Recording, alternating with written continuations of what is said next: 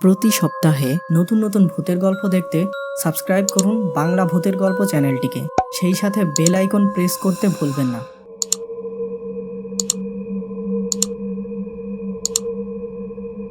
বন্ধুরা, আজকের এই গল্পটি পাঠিয়েছে দুর্জয় শাকিল। তার নিজের লেখা দুটি বই ঢাকা বই মেলাতে পাওয়া যাচ্ছে। যারা বই পড়তে ভালোবাসেন তারা অবশ্যই তার এই বইগুলো পড়ে দেখতে পারেন।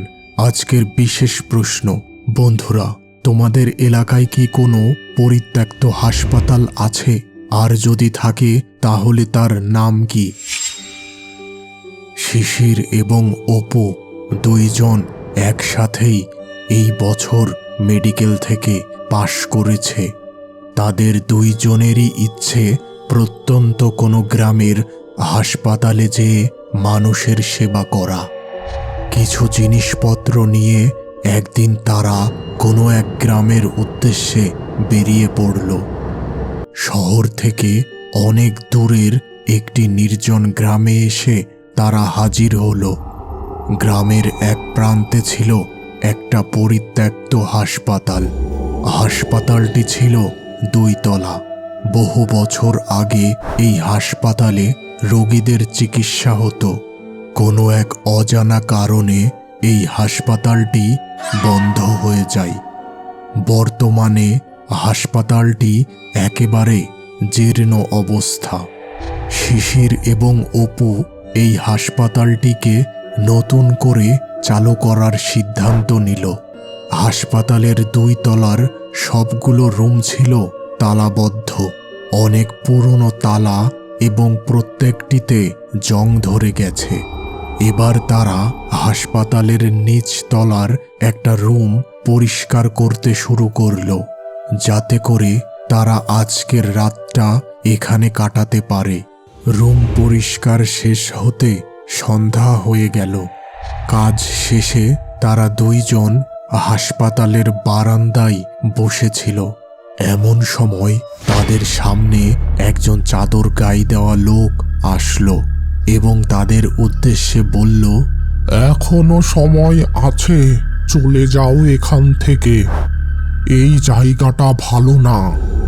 লোকটির কথা শুনে দুইজন বেশ অবাক হলো এবং তখন শিশির বলল, কে আপনি? আর আমরা এইসবে ভয় পাই না, কোনো সমস্যা হবে না, আর আপনি চাইলে আমাদের সাথে থাকতে পারেন। এই কথা শুনে লোকটা আর কিছু না বলে চলে গেল। শিশির ও অপু তাদের অবাক ভাব কাটিয়ে আড্ডা দিতে শুরু করল। এভাবে যখন রাত প্রায় 10টা হলো, তখন তারা খাবার খেয়ে শুয়ে পড়ল।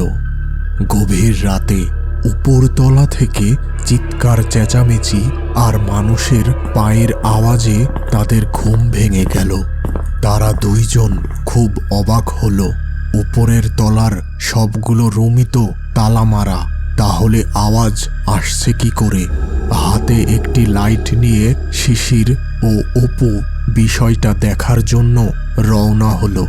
সিঁড়ি বেয়ে 2 তলায় যেয়ে তারা দুইজন একেবারে হকচকিয়ে গেল। সবগুলো রুমের দরজা খোলা। একটি রুমের ভেতর থেকে কিছুটা আলো বেরিয়ে আসছে। তারা দুইজন ওই রুমের দিকে এগিয়ে গেল। ঘরের মধ্যে 2টি মোমবাতি জ্বলছে। 2জন নার্স একজন রোগীকে ধরে রেখেছে, আর রোগীটার মুখ থেকে কেবলমাত্র গোঙানির শব্দ বেরিয়ে আসছে। এই দৃশ্য দেখে তারা দুইজন ভয়ে কাঁপতে লাগলো। এবার শিশির তার মনে কিছুটা সাহস সঞ্চার করে একটু এগিয়ে যেয়ে বলল, এই ব্যক্তিকে আপনারা ধরে রেখেছেন কেন? এই কথাতে এবার ঘাড় ঘুরিয়ে শিশিরের দিকে তাকালো নার্স 2টি। নার্স 2টির চেহারা ছিল একদম এক এবং ভীষণ বীভৎস। এটি দেখে মুহূর্তের মধ্যেই সেখানে অজ্ঞান হয়ে গেল শিশির। অপু কোনো রকমের টেনে শিশিরকে ওই রুম থেকে বের করলো।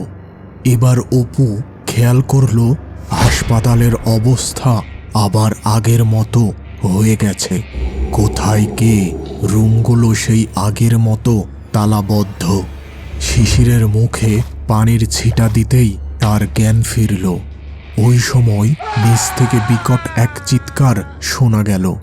ওরা দ্রুত নিচে গেল এবং দেখল মাটিতে পড়ে আছে সেই সন্ধ্যাবেলার চাদর গায়ে দিয়ে আসা ব্যক্তিটি।